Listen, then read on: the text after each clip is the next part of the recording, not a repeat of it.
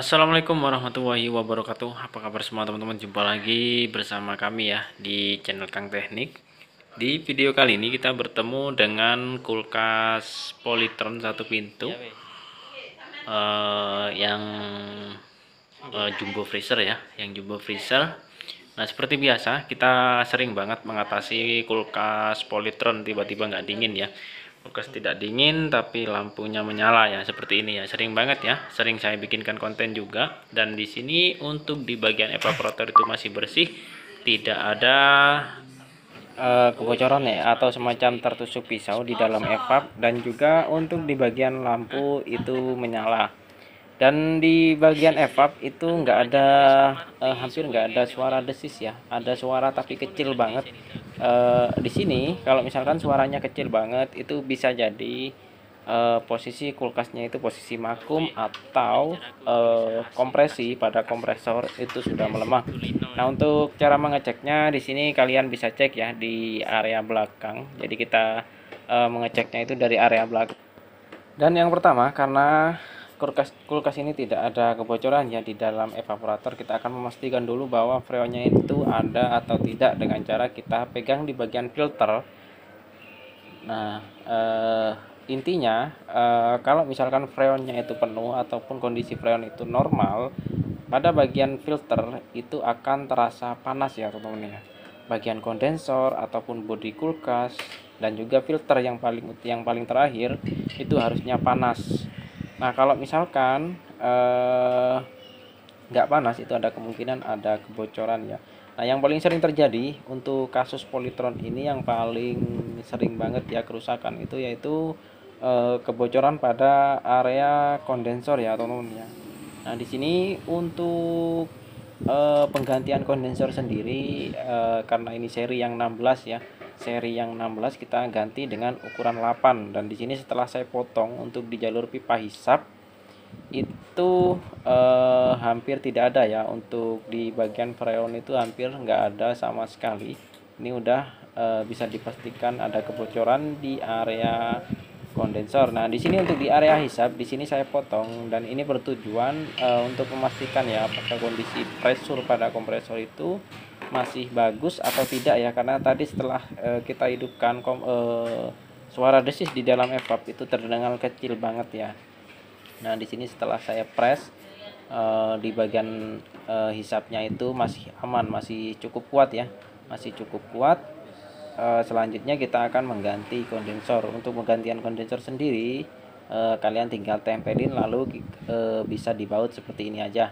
Karena ini menggunakan tipe model yang 16, di sini saya gunakan 8 ya, 8, menggunakan 8. Dan untuk contoh pemasangannya kurang lebihnya seperti ini. Jadi bisa ditaruh di area belakang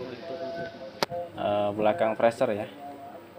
Nah, tinggal kita tempelin menggunakan baut. Dan selanjutnya untuk filter, usahakan kita ganti menggunakan filter yang baru. Jadi supaya lebih semakin baru semakin baik ya untuk di bagian filter.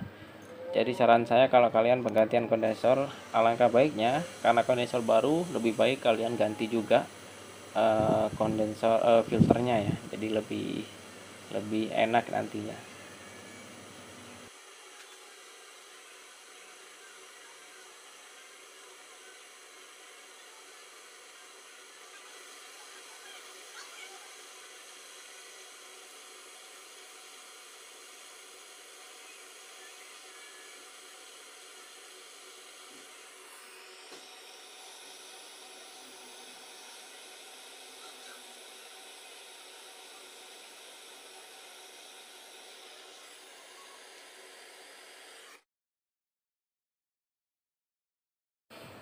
Oke, setelah kita melakukan pengelasan ya, penggantian kondensor dan juga untuk di bagian filter, di sini kita sudah vakum,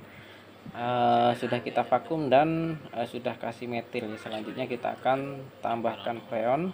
Nah, seperti biasa buat yang tanya untuk pengisian freon idealnya itu pakai pada saat hidup atau pada saat kondisi kompresor mati. Nah, di sini yang saya lakukan itu untuk pengisian freon, itu saya lakukan dalam kondisi keadaan mati ya.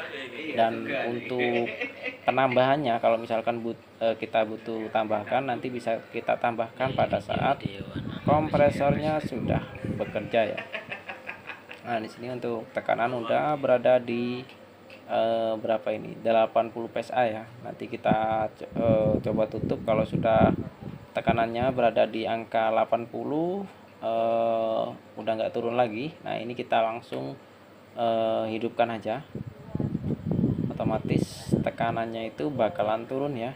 Dan nanti kita tunggu turunnya itu sampai di berapa psi. Oke, udah turun di angka 20 psi. Kondensor sudah mulai terasa hangat, dan di sini berhenti di angka berapa ini, sekitar 15 psi ya.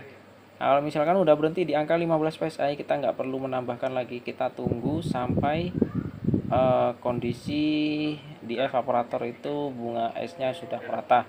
Dan di sini untuk di bagian filter itu sudah mulai terasa hangat, artinya freonnya itu sudah mulai sirkulasi ya. Dan ini kita akan tunggu hasilnya bagaimana ya.